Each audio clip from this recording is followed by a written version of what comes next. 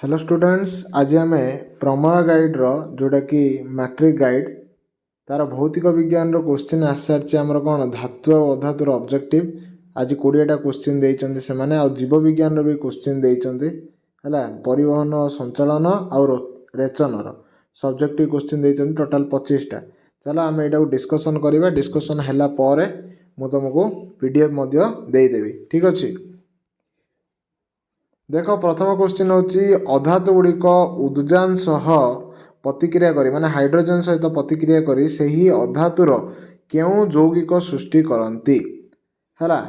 सब मन रख हाइड्राइड सृष्टि करती कौन हाइड्राइड। निम्नोक्त धातु मानक मध्यरु केउंटी प्रतिक्रियाशील माने लुहा प्रतिक्रिया ना पारद ना सोडियम ना तंबा। आमे पिलाठू पूरा पढ़ी पढ़ी आसुचंदी सबुठ प्रतिक्रिया कौन सोडियम। एगुड़ाक किरोसिन मध्य बुड़े रखा जाए बाहर रखिले गोटे गोटे निआं लगी जाए। लुहा पारद एगुड़ाक एत भी प्रतिक्रिया नुह है। तंबार तो आम पानी रखिकी पिउचंदी। अलंकार तैयारी बेले सुना सहित केउ धातु मिसा होची जहाँफल सेटा आंट रोचे माने कठिन रोचे टिके नहले सी सुनाटा एत भी कठिन नुहे जे सी हार हो पार। ठीक अच्छे। तो आंसर होची एजी किंबा कपर है। एजी माने कौन एजी माने कौन सिल्वर है। एजी माने सिल्वर। कार्बन एक अपर रूप माने तार गोटे अन्य रूप मध्य केउंटी विद्युत परिवहन करि थाए। सब जाक जेतिके आमे पढ़िबा सब जाक कार्बन गोटे रूप माने कार्बन रो ही तैयारी किंतु कोउटा जोटा कि विद्युत परिवहन करता आमे पढ़िकी आछंदी पूरा सेटा होची ग्राफाइट। ग्राफाइट परिवहन करि पारे करेंट। निम्नोक्त मध्यरु केउ दुईटी धातुर ऑक्साइड को एम्फोटेरिक ऑक्साइड कहा जाए। 2 मार्क क्वेश्चन भी आसे है। आयरन आउ जिंक एल्युमिनियम आउ कपर सीसा और टीण एल्युमिनियम आउ जिंक है। Aluminium copper aluminium zinc iron zinc सीसा और टीण। आंसर कौन हम एल्युमिनियम आउ जिंक। धातव ऑक्साइड जल रे द्रवीभूत हेले कौन सृष्टि करे। धातव ऑक्साइड जल रे द्रवीभूत हेले से कौन सृष्टि करियो कौन सृष्टि करियो सब क्षार सृष्टि करियो है। आयनिक यौगिकर केउटी एक भौतिक धर्म नुहे। आयनिक यौगिकर भौतिक माने फिजिकल प्रॉपर्टी कोटा नुह। तरल अवस्था विद्युत परिवहन करती गलनांक स्फुटनांक उच्च जल रे अद्रवणीय कठिन एवं किछि परिमाण रे शक्त। आंसर कौन हम जल रे सेगुड़ाक अद्रवणीय आयनिक यौगिक। निम्नोक्त केउ मौलिक द्वयर बहिस्थ कक्षरे 2टी लेखा इलेक्ट्रॉन अच्छी। जदि आम देखा हिलियम टोटाल तो 2टा अच्छी तो बाहर तार 2टा रहा। कैल्शियम केते कैल्शियम केते 20 रमी 2 8 10 8 18 बाहर 2टा रहा है कि तो सेटा आंसर हबार चांसेस रोचे 2टा। आउ देखी आ बाकी ऑप्शन कोड़ा आ बाकी ऑप्शन देखिए भी दरकार नहीं कारण यहाँ ही साटिस्फाई होगा माने यहाँ ही आंसर हम। आ तुम चाहिए मैंने देखिपर पोटासियम तुम नहीं देखिपर है। कैल्शियम नहीं कि 20 आउ पोटासियम 19 एमती नहीं निजे देखिपर। संरचना तो जानच प्रथम 2टा रहा 8टा रहा 8टा रहा।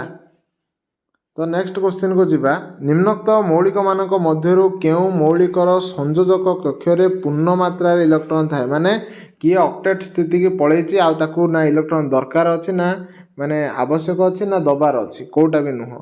आम यहाँ पढ़ु पढ़ु कहवा उचित जे आर्गन हम आर आंसर कारण आम जानते निष्क्रिय गैस जो जगह रोचंदी हिलियम नियन आर्गन क्रिप्टन जेनन और रेडन ए जगह सबू एमानकर संयोजक कक्ष पूरा पूर्ण होगी अच्छी।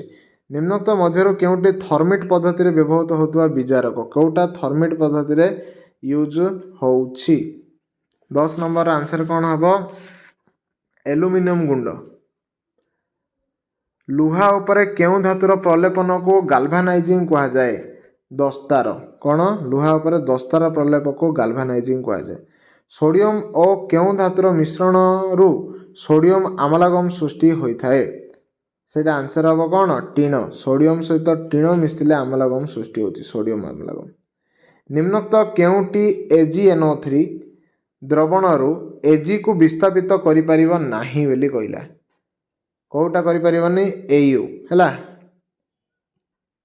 एयू अलगा करि परिबो नाही निम्नोक्त मध्यरू केउ धातु द्वयर बाह्यतम कक्षरे समान संख्यक इलेक्ट्रॉन रही समान संख्यक तुम देखा पड़ो मैग्नेशियम 12 सोडियम 11 एजा सब तुम देख कहार समान कक्षक रही देख ये निजे कमेंट कल आंसरटा है निजे संरचना बनाओ है मैग्नेशियम जमती 12 मुझे गोटे कर देखे दूसरी आम जानते 2 8 8 एमती रुहे तो प्रथम 2टा रपर केतटा रो 2 8 तो के 10टा ही तो बाहर 8टा रपर लास्ट को केतटा रो 2 8 10 होगा बड़का 2 तो 2टा तो एमती करके निजे देख मत कमेंट कर है निम्न रे दिया जाइथिबा केउ धातुटी तरल अवस्था रे थाए कौटा गोटे धातु है तरल अवस्था रे थाए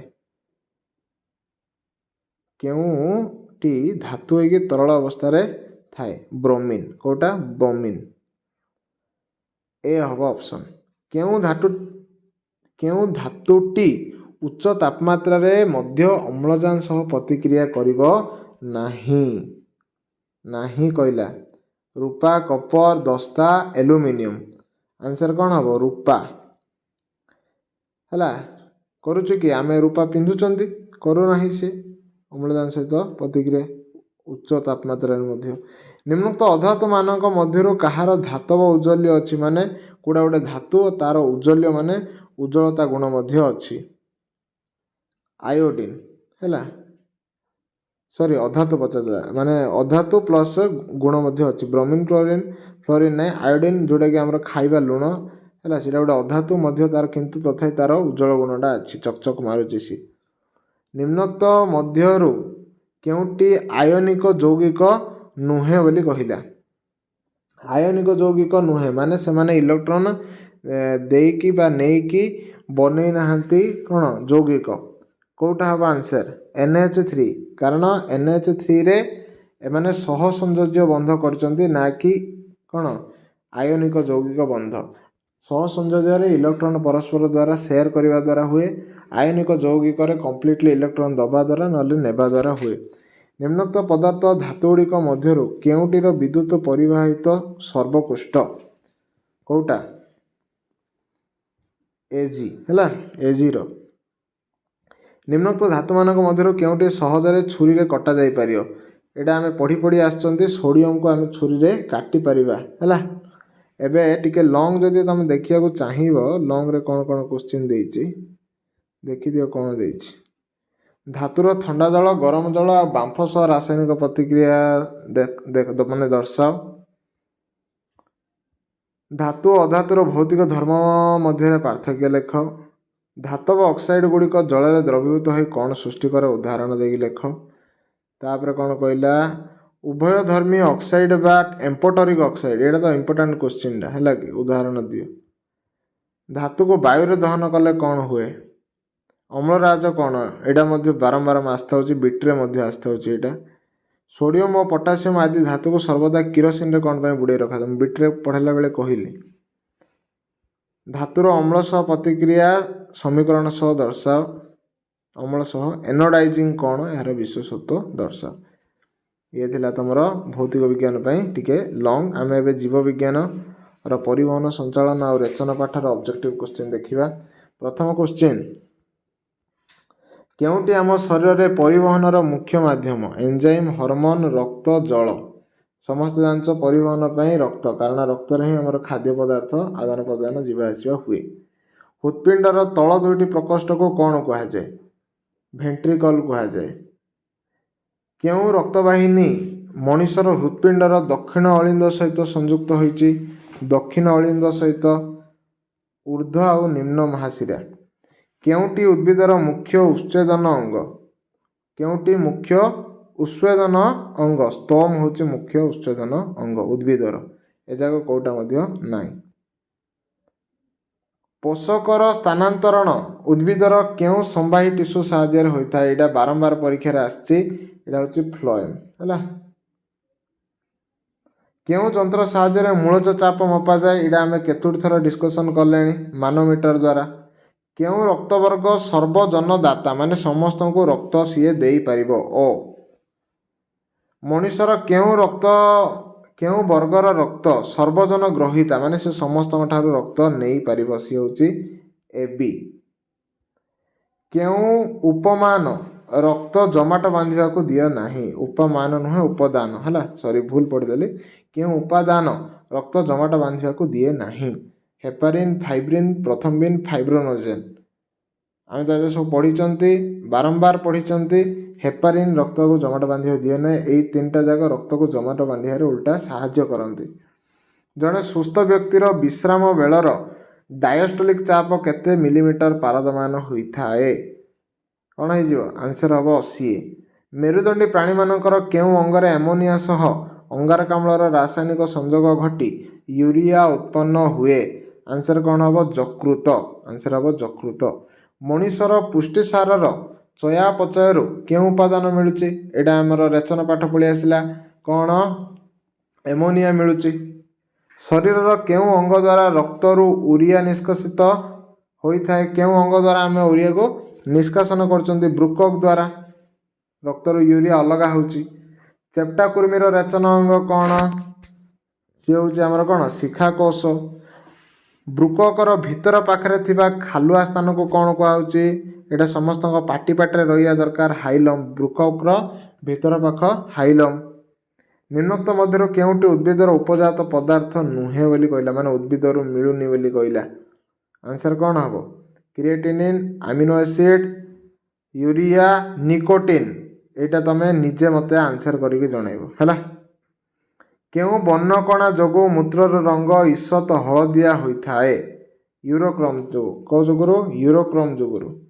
ब्रुककर केउं हार्मोन क्षरित हुए ब्रुककर कौ हार्मोन क्षरण हुए एरिथ्रोपोइटिन कौन एरिथ्रोपोइटिन।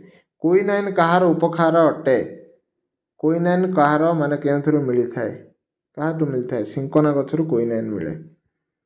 रक्तछणा कार्य ब्रुककर केउंठी होउछि रे एडा माने जतन मु लॉन्ग क्वेश्चन टिके डिस्कशन करथले सेते बेले एडा कहितली ग्लामेरुलस रो। जने सुस्थ व्यक्तिर हृत्पिंडर स्पंदन हार मिनिट प्रति केते थर होइता है 72 हम जानचंदी एडा। मानव हृत्पिंडर केउ प्रकोष्ठर प्राचीर मोटा और अधिक दक्ष आम जानते सेटा कौन बाम नीलय है। आम हृत्पिंडर ओजन प्राय केते ग्राम रे 250 रु 300 ग्राम। झाल तैयारी पई चर्म रे कौन रही स्वेद ग्रंथि ए पढ़ा ही दरकार ही नहीं आमको पढ़ु पढ़ु उत्तर स्वेद ग्रंथि।